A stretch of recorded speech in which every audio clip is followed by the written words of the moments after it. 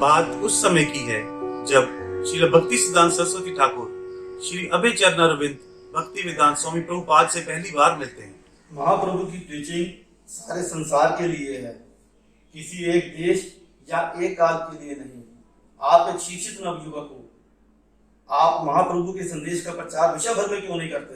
कौन, मैं? हाँ तुम। कृपया मुझे क्षमा करें। आपके चैतन्य का संदेश कौन सुनेगा?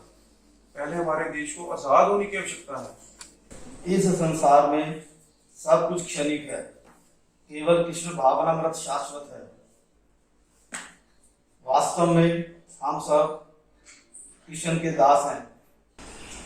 कृष्ण भावनामृत लोगों तक पहुंचने की बहुत आवश्यकता है, जिससे संसार की अन्य समस्याएं स्वयं हल हो जाएंगी। यह राजनीति में परिवर्तन की प्रतीक्षा नहीं कर सकती। आप एक शिक्षित नवयुवक हो, पहले कृष्ण का विज्ञान खुद समझो और फिर सारे संसार को बताओ।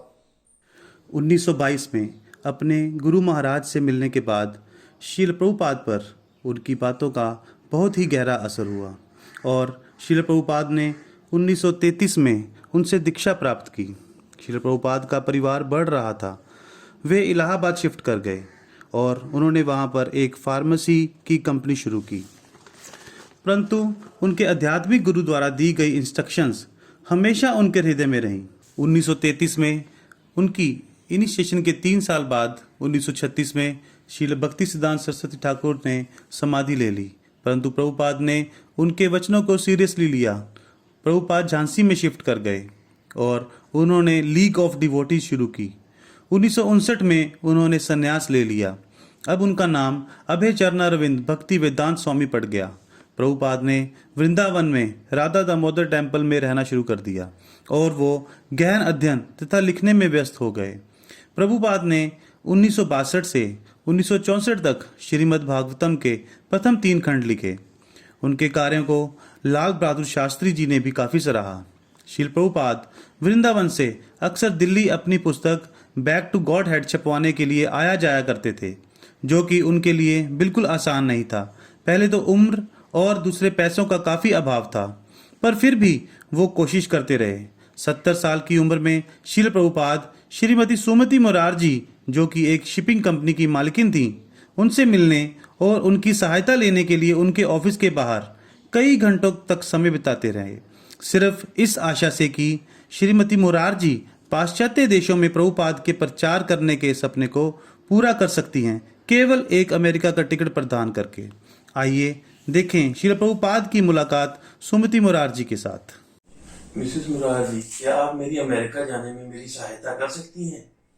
स्वामी जी, आप अमेरिका जाकर क्या करेंगे? अमेरिका बहुत दूर है, वहाँ बहुत सर्दी पड़ती है, जो कि आप इस वृद्धावस्था में सह नहीं पाएंगे। वहाँ आपको कोई सहयोग नहीं देगा। मेरी मानिए तो आप यही रहिए, अपना भक्ति भजन करिए। आप एक बहुत अच्छे भक्त हैं। 70 वर्ष की आयु में आप इतना बड़ा रिस्क क्यों ले रहे हैं? मिसेस मुरारजी, आपकी इस कंसर्न के लिए आपका मैं अति धन्यवादी हूँ। मैं जानता हूँ कि मैं 70 का हूँ, परंतु मुझे मेरे गुरु ने आदेश दिया है कि मैं वेस्टर्न कंट्रीज में जाकर कृष्णा भावना अमृत का प्रचार करूँ। मुझे इसे पूरा करना है।